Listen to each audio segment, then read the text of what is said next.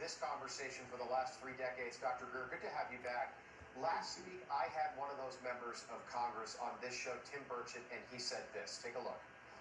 If they would release the things that I've seen, you would stay up, you'd be up at night. I was briefed last week on an issue, 2 weeks ago, and it would have set the earth on. This country would have come unglued, I think, if they would have heard all that I heard. They would demand answers, and we need to. The people that know are dying or disappearing, as the case may be. Wow. And for the record, I'm not suicidal. Okay, so he said the things that I've seen would keep you up at night. You texted me right after the show that night, Dr. Greer. Do you know what he's talking about, like, specifically? Yeah, I do. So for a number of decades, we have used the retrieved non-human bodies, biologicals are called, and created creatures that are part human, part not human, and very advanced biomedical research. And I've known about this since the 90s, and these have been used in covert operations, like the CIA document we have that admits they were using this sort of tech as well as the man-made UFOs to stage and host alien abductions and all manner of nonsense. The problem is, it sounds like a science fiction movie, but it's been part of a larger multi-decade psychological warfare operation. Hold on. So there's a breeding program. Matt Gaetz said that. Tim Burchett didn't deny that. You're confirming that. Are there female volunteers that are taking part in this program? Like, how does that work?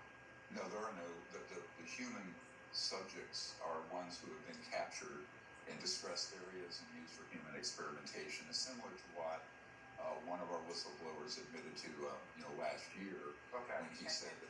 Dr. Greer, why would we do this? Like, who would want to do that?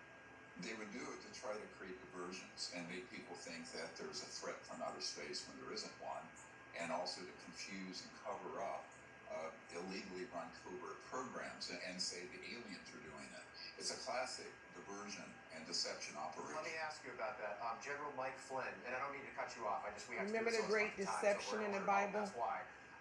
General Mike Flynn retweeted the interview with Tim Burchett. Here's the quote. I think we have the tweet. I believe Tim Burchett, he is not a man to mince words or to short sell the normal political BS, but be aware of a false flag alien operation by rogue elements inside the U.S. government. Dr. Greer, can you explain what he's talking about? Yes, and this is exactly what Werner von Braun, who had been at the rocket cradle Hitler, warned us on his deathbed. And he said that there would be an attempt to hoax a threat from outer space and kind of throw the world into sort of a totalitarian global dystopia. And that's been a plan that's been around since the mid-1950s. So General Flynn is 100% correct. And these sort of weird and scary things that you hear about associated with UFOs and UAPs is part of that psychological warfare operation. This is the truth. And when Jesus told us it would be like the days of Noah, why did he point back to the days of Noah? Out of all the Tanakh he could point to. Because something is going on. He's got the dragon, the shiny one, and the Nakash. Over here he's got Adam and Eve. And he says to the dragon, to the Nakash, the shiny one, your seed, your offspring, the word is offspring, will be at war, at enmity, with the seed, the offspring of the woman. The one coming from the woman, the proto-evangelion, the promise of the Messiah, will crush your head, you will bruise his heel. That's the entire biblical narrative. That's the whole book. If we don't get Genesis 3:15, we don't understand anything else. You keep Genesis 3:15 from the pastors, and they never tell their congregation. So the whole of Christendom is dumbed down. They don't understand what's going on. They don't have the whole counsel of God. And Genesis 3:15 is the gateway to the rest of the Bible. Because 3 chapters later, in Genesis 6, what do we get? We get the mingling of the seed. Why are only 8 people saved? Because everybody else is contaminated in some way. Just like I was able to look at the scripture with Genesis 3:15 and the Nephilim and Genesis 6 and Abraham and the kings and the Tower of Babel and Sodom and Gomorrah and finally the conquest of Canaan, which is the culmination of the seed war in antiquity. Because on that plain, in the Promised Land, you've got the Zanzimim, the Emims, the Nephilim, the Horites, the Anakim. These are all Nephilim tribes with, in my opinion, different genetic characteristics. Otherwise, it's genocide. Otherwise, it's just genocide. The God of the Bible.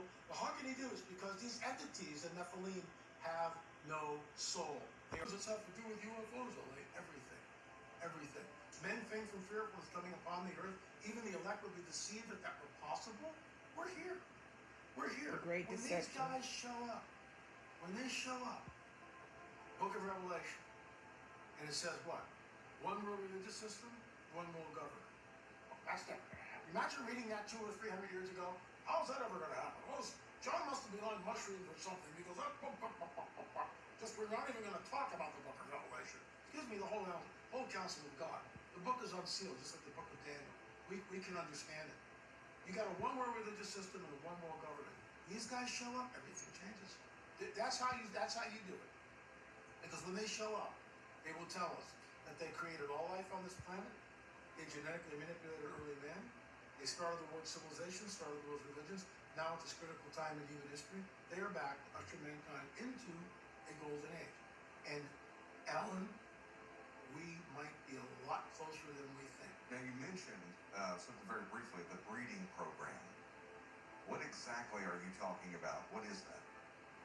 Their seed will mingle with the seed of men. I asked Chuck Missler this 15 years ago.